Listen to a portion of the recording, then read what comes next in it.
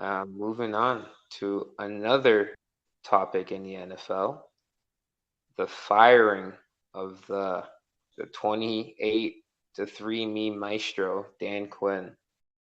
Now, this brings, I feel like they're kind of in a similar situation as the Cowboys in terms of just going forward. You're 0 and 4, 0 and 5 now.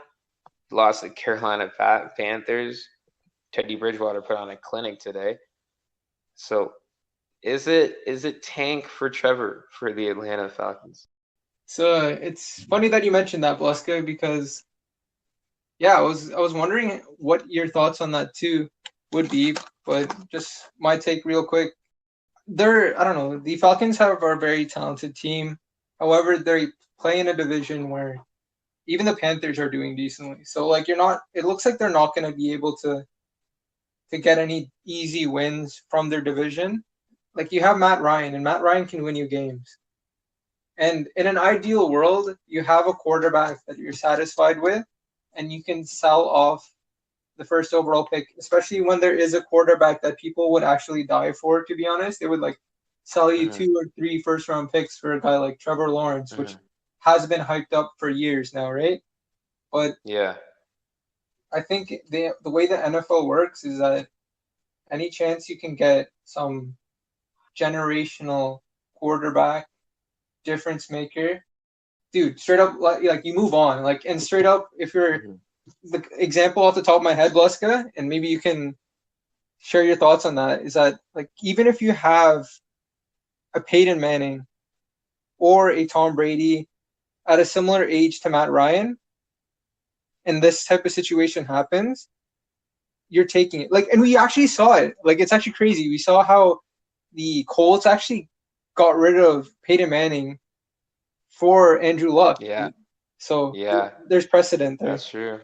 And same thing, Brett Favre and Aaron Rodgers. With that, those are generational talents at the same time, and that's what Trevor is. When you look at all his draft stock. But I also do believe like sometimes like you do need that makeover, that facelift, that fresh air in the organization. Yeah, just as begs the question, what is the next move for Atlanta?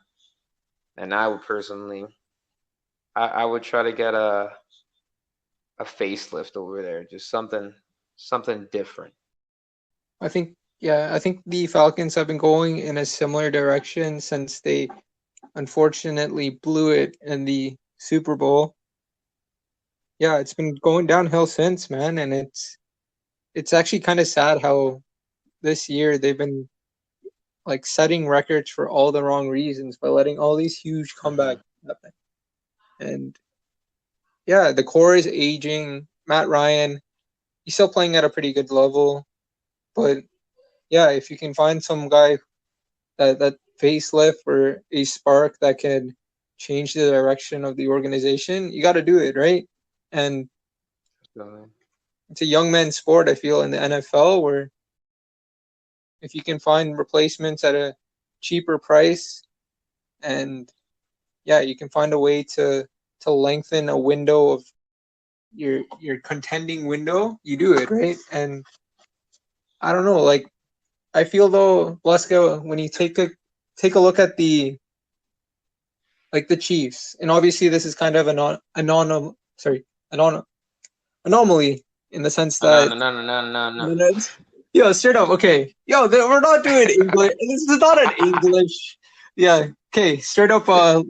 Yeah, listeners, yeah, we're bad at English, or maybe I'm bad at English, and no. it's embarrassing. But French immersion. dude, okay, straight up, like we just use translator in that. Like hopefully our teachers didn't like listen or don't listen to this, so they know that like I use the translator for half of my projects. But Oh um, my god, why would you rat on yourself like that? I don't know. Well, I mean, I still remember like a couple of teachers were like, "Hey, Alan, there's so many grammar mistakes in your your paper. Please come see me after class." And I'm like, "How about no?" So, Goodness. As a French kid, I could never use Google Translate because I would just like Reading Well, is like, plus what is you've this been blessed nonsense? with a It's so language of French, so like you've been raised in it, nonsense. like that. What is it? Yeah. Like you're like Bane, but like for the French language. Bane, Yeah, like you were born like into it. Batman Bane. Yeah, you were born into it, like consumed by the French language. Yeah, Yeah. Okay. but throwing it back, So, let's all right. get what I was gonna say In about the conclusion. dude. No, wait, let me finish. So like when you Okay. okay, all right, maybe I shouldn't have used the Chiefs, but yeah, no, I feel like that should be the ideal way you look at building a team, and like you try to build your team out the proper way. Through like obviously like when I mean by the proper way, I mean you build like a good offensive line, a good defense, you Hmm. find good skilled players, but you shouldn't be spending a lot on a quarterback.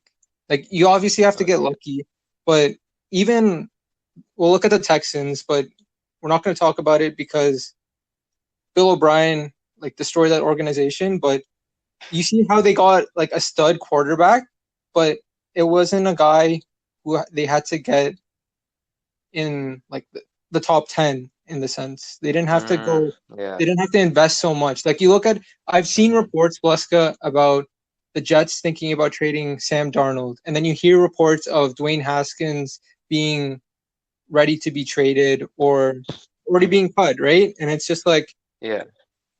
yo, these are high quarterback. Like during the draft, yo, you'll hear all of these analysts talk about how, oh man, yo, like so and so, he's gonna be a stud quarterback. He's gonna be an all pro. Yeah. But yeah, like in the team, obviously it's a team sport. But I mean, yeah, like I feel like if you build a team first, then you go for the quarterback instead of I agree. getting the quarterback and just hoping for the best, especially if your team I sucks. agree. That's a formula that, the Chiefs have, as you said, have perfected. And, they got their quarterback and he wasn't even drafted. Oh man, you think that goes back to Trubisky getting drafted over Watson and Mahomes, but you never know. You can always find those gems, and that's something that I believe. Mid-round gems.